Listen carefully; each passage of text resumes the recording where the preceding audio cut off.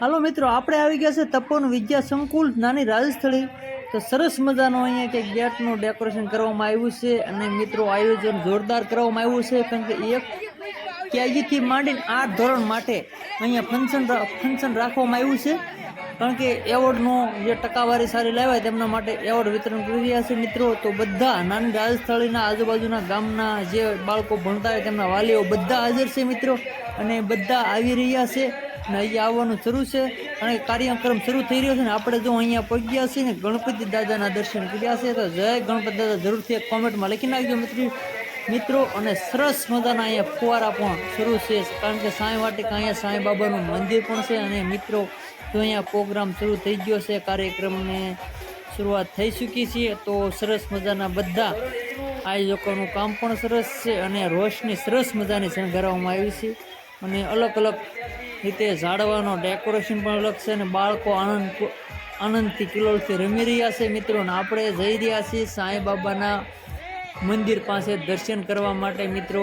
તો સામે બતાય તે સાંઈ બાબાનું મંદિર છે અને જો અમારે ઉજય અને જય એ પણ આનંદ કિલોલ કરી રહ્યા છે મિત્રો। આ છે તે મિત્રો સાંઈ બાબાનું મંદિર છે, તો એમને ફરતે પણ મંદિર ફરતે પણ રોશની સરસ મજાની શણગારવામાં આવી છે અને લગાવવામાં ડેકોરેશન સરસ મજાનું છે। તો આયોજન માટે જોરદાર એક વખત તો કોમેન્ટ થઈ જાય, કારણ કે મિત્રો હવે જો આવી રહ્યા છે તે ચાંદની ચોપડા આવી રહ્યા છે અને સાથે છે તે વિજય સોલંકી પણ છે।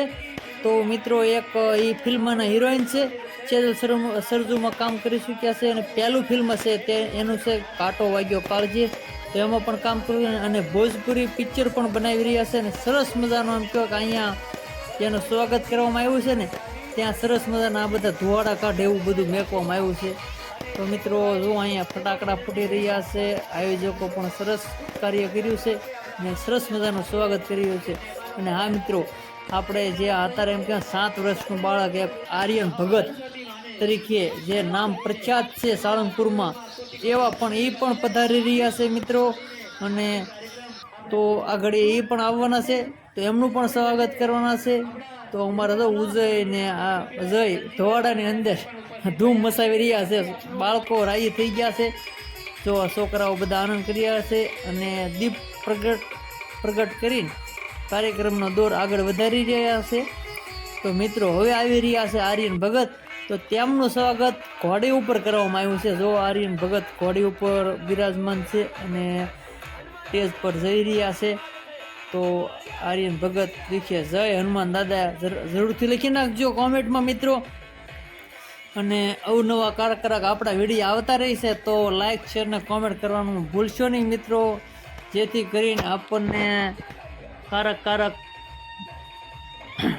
કોમેન્ટ કરો તો અમને એમ થાય કે અમારા વિડીયો જોવે છે મિત્રો। તો આર્યન ભગત જો સ્ટેજ ઉપર પધાર્યા છે અને એનું ભાષણ પર સરસ મજાનું છે, તો એ પણ વિડીયો તમને નાખીશ।